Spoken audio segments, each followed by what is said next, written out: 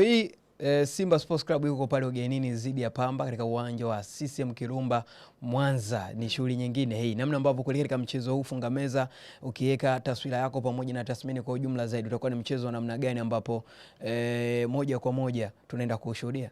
Of course mchezo kwa ni mgumu sana kwa Simba, lakini pia ni mgumu sana kwa Pamba. Of course, lakini kwa hivi karibuni tumeshuhudia mchezo unakuwa ni wa tofauti kidogo unaowakutanisha Pamba pamoja na Simba.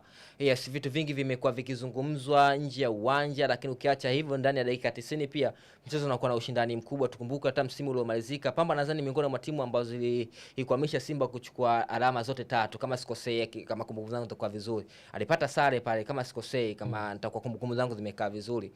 Ni timu ambayo inacheza kwa jitihada kubwa inapocheza katika uwanja wake nyumbani, na ukijaribu kuangalia michezo ya hivi karibuni na msimu huu still wanaonekana kuimarika kwa kiasi kikubwa. Pamba wamekuwa na kiwango bora na wameonekana kuwa na wachezaji ambao wanaweza kupambana na kuipambania timu. So far Simba anakwenda katika mchezo wakiwa pia wana uhitaji mkubwa wa kuhakikisha na kusanya alama, kwa sababu pia nao wana operation yao ya kuhakikisha wanaweza kuwa mabingwa ligi kuu soka Tanzania bara. Kwa hiyo utagundua kwamba ni mchezo mgumu kwa timu zote mbili. Ukiangalia uhitaji wa Simba umekuwa ni mkubwa sana katika ligi kuu soka Tanzania bara, lakini Pamba ni miongoni mwa timu ambazo zimekuwa zikitoa ushindani mkubwa sana wanapocheza na Simba, hususan ugenini. So tutegemee kuona mchezo ambao utakuwa na matumizi mengi ya nguvu, lakini pia timu ambazo zinakutana ni timu ambazo pia zinapenda sana kucheza.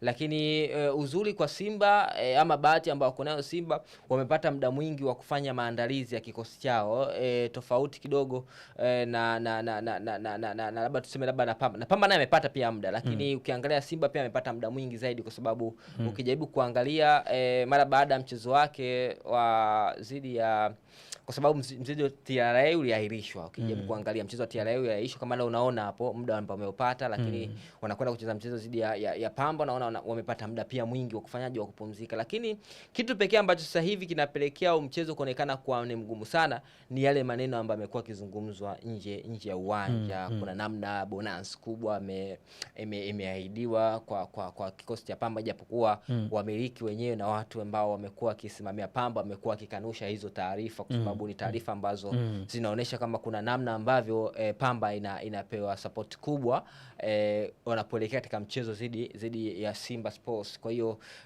taarifa ni nyingi, lakini binafsi naamini mchezo utakuwa ni mgumu. Kwa hivi karibuni mwalimu Steve Becker anatumia force number 9. Unaona leo hii inaweza ikafua dafu zidi ya Pamba Jiji, ama anapaswa moja kwa moja kubadilika kuwa na mshambuliaji halisi ambaye ni Baraka Mwangosi?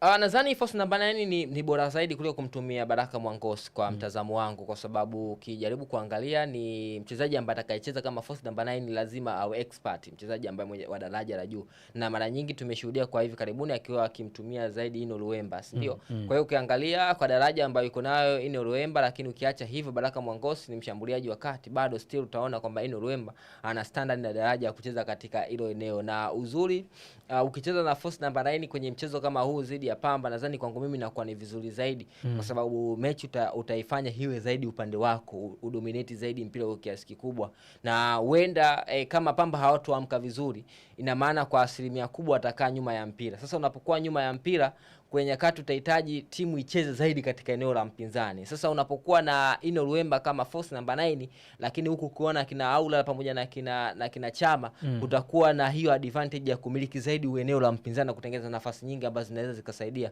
nyinyi kufungua ngome ya ulinzi na kupata matokeo. Kwa hiyo nitegemee kuona force number 9 ikiendelea kuapply. Na kwa Simba kwa msimu huu imekuwa ni timu ambayo imekitumia zaidi force number 9. Walimu wote karibia kwa asilimia kubwa wamekuwa wakitumia force number 9. Hata ukirudi kipindi ambacho amekuja hapa manager Pantev, unaona aliapply zaidi force number 9, lakini pia walimu ambao walikuja nao wamechezesha zaidi force number 9, kwa maana wameonekana kwamba kuna namna kwa standard na daraja la aina wachezaji ambao kusiba ukicheza na force number 9 pia kuna kitu fulani ambacho unaweza kukipata. Lakini ukiacha hivyo hata mwalimu huyu Steve Becker kwa maana ameshatumia pia force number 9 kwenye mchezo kadhaa, hususan hata kimataifa pia ametumia. Tumeona akimtumia zaidi Kibu Denis Prosper kabla hajaondoka kunako Coast cha Simba. So ni mwalimu ambaye ana appreciate zaidi force number 9, kwa sababu kipindi ambacho anatumia force number 9 ndio kipindi ambacho kwenye kikosi yupo mtu kama Jonas Sensoa, lakini alikuwepo pia Selemani Mwalimu,